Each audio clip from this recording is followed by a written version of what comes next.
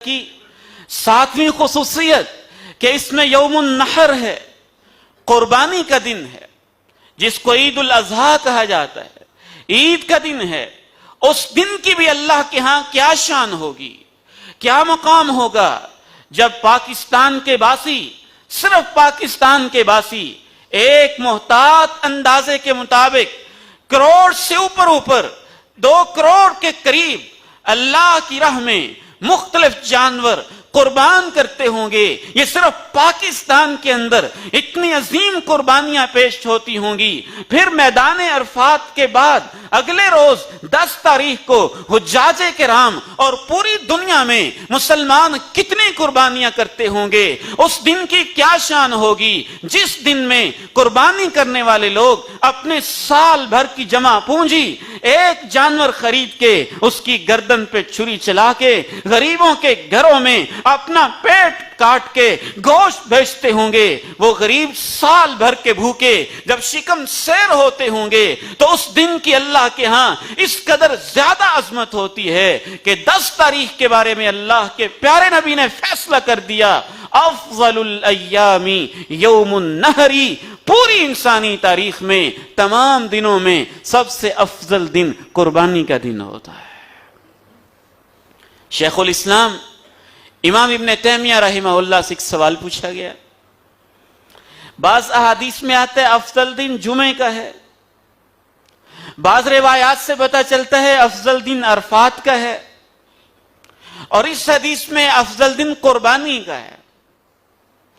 تو ان تینوں میں بظاہر یوں محسوس ہوتا ہے جیسے تضاد ہو۔ حل کیا ہے؟ شیخ الاسلام امام ابن تیمیہ رحمہ اللہ کی عظمت کے کیا کہنے، بڑا خوبصورت جواب دیا۔ فرمانے لگے کہ پوری انسانی تاریخ اور پورے سال میں سب سے افضل دن یوم النحر، قربانی کا دن ہے، کیونکہ اللہ کے پیارے نبی نے کہہ دیا افضل الایام یوم النحر، سب سے افضل دن قربانی کا دن ہوتا ہے۔ اور عشرہ ذی الحجہ میں قربانی کے دن کو نکال کے باقی 9 دنوں میں سب سے افضل دن عرفات کا دن ہوتا ہے، اور ہفتے کو دیکھا جائے تو ہفتہ وار سب سے افضل دن جمعے کا دن ہوتا ہے۔ اس عشرہ مبارکہ کی ایک اور عظمت یہ ہے، 8ویں خصوصیت، کہ اس عشرہ مبارکہ میں رب تعالی نے کائنات کے اندر وہ عظیم ترین واقعہ رونما ہوا جو پہلی دفعہ اور آخری دفعہ رونما ہوا تھا۔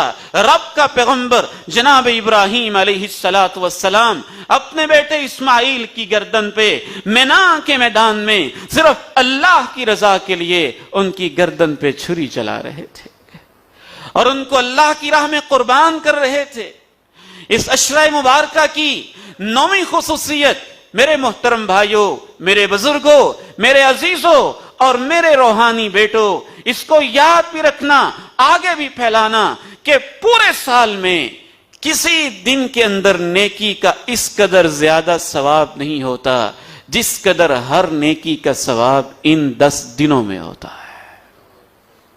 یہ صحیح بخاری ہے، جناب عبداللہ ابن عباس اس حدیث کے راوی ہیں، کہتے ہیں اللہ کے پیارے نبی صلی اللہ علیہ وسلم نے ارشاد فرمایا، من عمل الصالح احب الى اللہ عز وجل من هذه الاشر، نیک اعمال، نیکی کے کام جس قدر ان 10 دنوں میں اللہ کو پیارے لگتے ہیں کوئی اور عمل اتنا پیارا نہیں لگتا۔ قالوا ولا الجہاد، صحابہ کرام کے ذہنوں میں ایک سوال اٹھا، اے اللہ کے پیارے نبی، اللہ کی راہ میں اپنی جان قربان کرنا، میدان جہاد میں نکل پڑنا، جان کو ہتھیلی پہ رکھ لینا، سر پہ کفن باندھ لینا، بیوی بچوں کو خیر بات کہہ دینا اور اپنی جان قربان کرنے کے لیے بے چین ہو جانا، یہ تو بڑی عظیم نیکی ہوتی ہے۔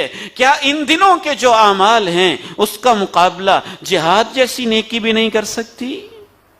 فرمایا نہیں، ان دنوں کی نیکی اتنی پیاری ہے وَلَلْ جِهَادُ، کہ ان دنوں کے اعمال کے برابر عام دنوں کا جہاد بھی نہیں ہے۔ اس حدیث کی شرح کرتے ہوئے حافظ ابن حجر رحمہ اللہ اپنی عظیم کتاب صحیح بخاری کی شرح فتح الباری میں ایک روایت لے کے آئے ہیں کہ صحابہ کرام نے 3 دفعہ یہ سوال پوچھا، اے اللہ کے پیارے نبی، عام دنوں کا جہاد ان دنوں کی نیکی کے برابر نہیں؟ فرمایا نہیں۔ پھر پوچھا، عام دنوں کا جہاد ان دنوں کے اعمال کے برابر نہیں؟ فرمایا نہیں۔ پھر آپ نے ارشاد فرمایا، الا رجل خرج بماله ونفسه فلم يرجع من ذلك بشيء، ہاں اس شخص کا جہاد جو اپنی جان اور اپنا مال دونوں اللہ کی راہ میں لے کے نکل کھڑا ہوا اور دونوں ہی اس نے قربان کر دیے، شہید ہو گیا، اس کی شہادت کا کوئی مقابلہ نہیں ہے۔ تو ان دنوں میں ہر نیکی کے ثواب میں اضافہ ہو جاتا ہے، اتنا اضافہ ہو جاتا ہے، اتنا اضافہ ہو جاتا ہے کہ عام دنوں کا جو جہاد ہے وہ بھی ان دنوں کی نیکی اور ان دنوں کے اعمال صالحہ کا مقابلہ نہیں کر سکتا۔